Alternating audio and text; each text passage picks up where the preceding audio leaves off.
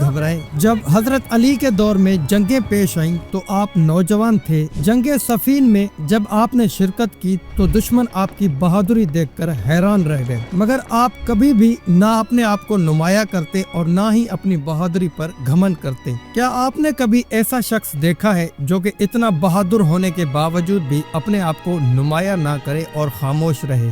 جب حضرت امام حسین علیہ السلام کا دور آیا تو سیاسی حالات پیدا ہو چکے تھے۔ جب صلح کا فیصلہ ہوا تو بہت سے لوگ ناراض ہوئے، مگر حضرت عباس علیہ السلام لوگوں کی پرواہ کیے بغیر اپنے امام کا ساتھ دیتے رہے۔ اگر حضرت عباس اور امام حسین کے تعلق کی بات کی جائے تو وہ محض بھائی نہیں تھے، بلکہ وہ محافظ تھے، وہ سپہ سالار تھے۔ جب یزید کی بیعت کا مسئلہ آیا تو حضرت امام حسین نے انکار کر دیا تو حضرت عباس نے آپ علیہ السلام کے فیصلے کا ساتھ دیا۔ مکہ سے مدینہ اور پھر کربلا کے سفر میں قافلے کی حفاظت کرتے رہے۔